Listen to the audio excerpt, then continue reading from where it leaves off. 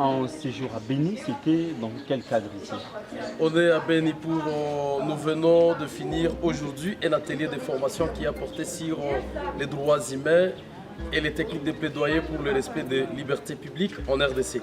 Il s'agissait au fait de mettre ensemble les acteurs étatiques, c'est-à-dire les autorités politico-administratives, militaires, policières et le cadre des services de renseignement, bien évidemment avec les membres de l'administration locale, les chefs de quartier, chefs d'avenue, les bourgmestres et les acteurs de la société civile, notamment les acteurs dans les mouvements citoyens comme Lucha, comme Veranda Mutsanga.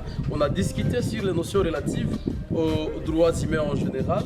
Plus particulièrement, on a essayé un peu de décortiquer la Déclaration universelle des droits de l'homme qui prône la liberté, l'égalité et la dignité. Bien évidemment, on est passé à revue les instruments juridiques de protection des droits humains. On a aussi interrogé la Constitution sur les libertés publiques et là, on a fait recours à l'article 25 de la Constitution qui garantit la liberté des réunions, l'article 26 de la Constitution qui garantit la liberté de manifestation pacifique et l'article 30 enfin qui parle de la liberté de circulation.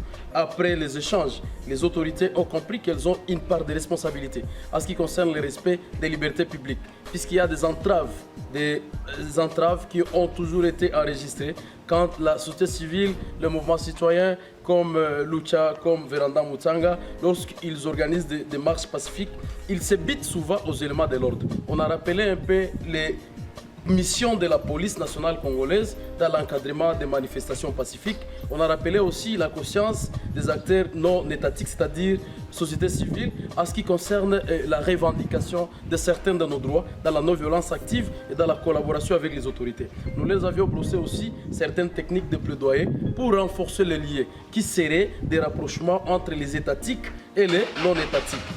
Mais aussi, on les a montré que l'affaire des droits de l'homme, l'affaire des libertés publiques doit être un combat de tous les acteurs. On doit collaborer, on doit dénoncer les violations et les abus.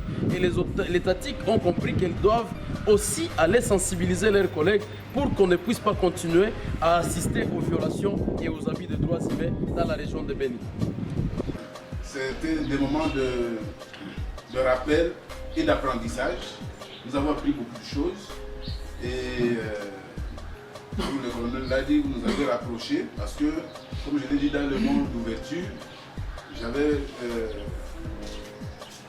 touché un point qui marque une sorte d'antagonisme qui existait déjà entre nous, entre la société civile et les autorités locales. Mais aujourd'hui, quand nous sommes rapprochés, que nous pouvons partager, en tout cas, chacun, comme je le disais, il y a une responsabilité partagée et chacun s'est retrouvé quand même où il a les points forts et les points faibles. Et c'est pour nous maintenant de prendre des engagements de ce que nous allons désormais être tous respectueux de la loi. Sachez bien que nous avons le souci d'apporter du pierre sur la paix. Et cela, nous voulons aller avec vous. Sans vous, on ne va pas réussir.